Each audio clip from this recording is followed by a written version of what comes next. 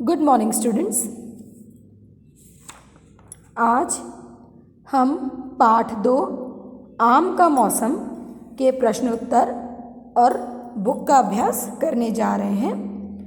पहला प्रश्न है, किसान ने कौन कौन से जानवर पाल रखे थे। पहला प्रश्न है, किसान ने कौन कौन से जानवर पाल रखे थे। उत्तर, किसान ने गाय और भैंसे पाल रखे थे। किसान ने गाय और भैंसे पाल रखे थे। प्रश्न ख, गांव वाले किसान को क्या कहकर पुकारते थे। उत्तर, गांव वाले किसान को पागल कहकर पुकारते थे। गांव वाले किसान को पागल कहकर पुकारते थे।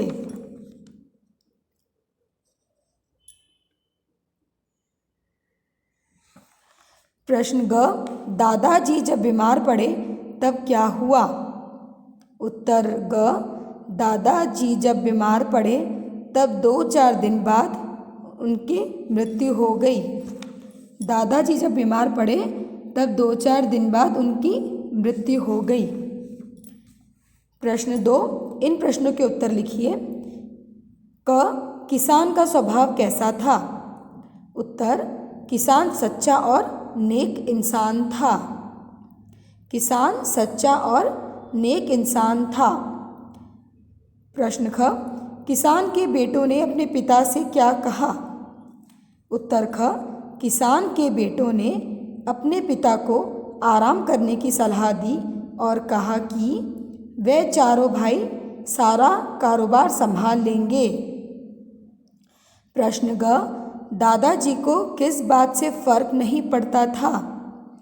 उत्तर ग, लोग दादाजी के बारे में तरह तरह की बातें किया करते थे, किंतु उन्हें इन बातों से कोई फर्क नहीं पड़ता था। एक बार फिर सुनिए बच्चों, लोग दादाजी के बारे में तरह तरह की बातें किया करते थे, किंतु उन्हें इन बातों से कोई फर्क नहीं पड़ता था। आम का मौसम बीतने पर किसान के बेटों ने क्या सोचा। उत्तर घ, आम का मौसम बीतने पर किसान के बेटों ने सोचा कि अब आम का मौसम बीत जाने के कारण उनके पिताजी आराम करेंगे और अब वे गुठलियां नहीं उठाएंगे। प्रश्न ड, गांव वाले दादाजी को कब याद करते थे।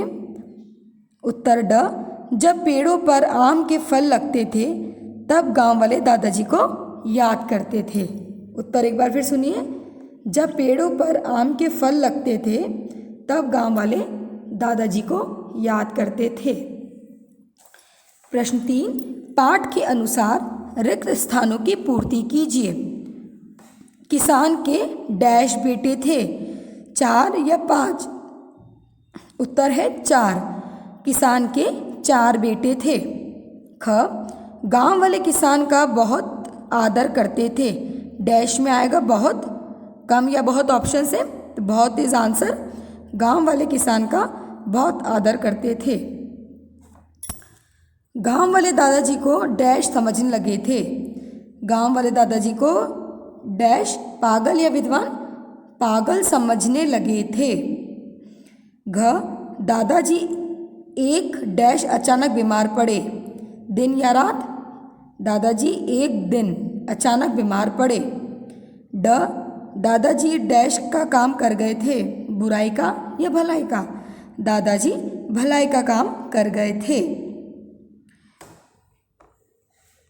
नाव भाषा की दुनिया। प्रश्न 2, गांव एक स्थान का नाम है, किसान एक व्यक्ति का नाम है, गाय एक प्राणी का नाम है, गुठली एक वस्तु का नाम है।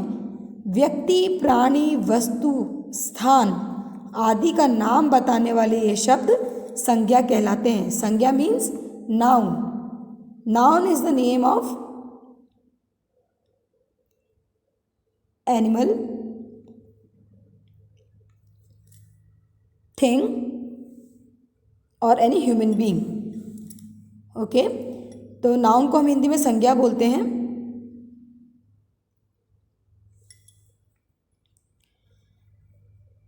जैसे कि गांव एक जगह का नाम हो गया, किसान एक व्यक्ति का नाम हो गया या उसकी पहचान हो गई, गाय एक जानवर का नाम हो गया, गुठली एक वस्तु का नाम हो गया।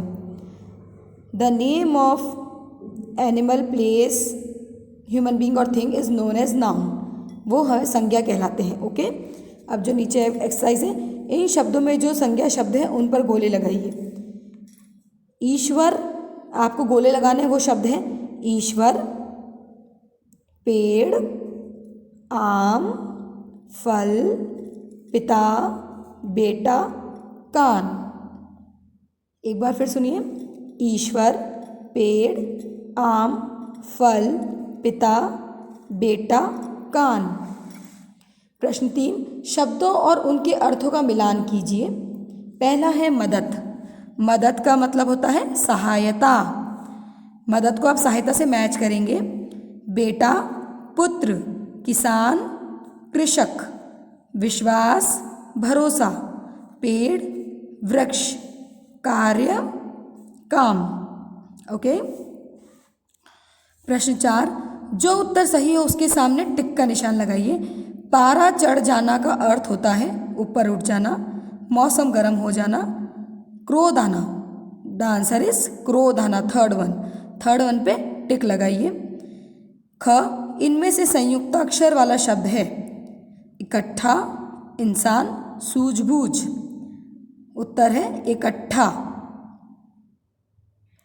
ग, इस शब्द में नुक्ता नहीं लगता।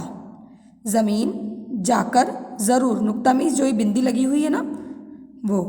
इस शब्द में नुक्ता नहीं लगता। जमीन, जाकर, जरूर। तो द आंसर इज जाकर, second one. Okay. And students, you have to do प्रश्न 1, इन प्रश्नों के उत्तर बताइए इन कॉपी। शब्दार्थ एंड श्रुतलेख इन कॉपी, एंड प्रश्न 1 इन copy. Okay, and rest of the work you have to do in your book. Okay students.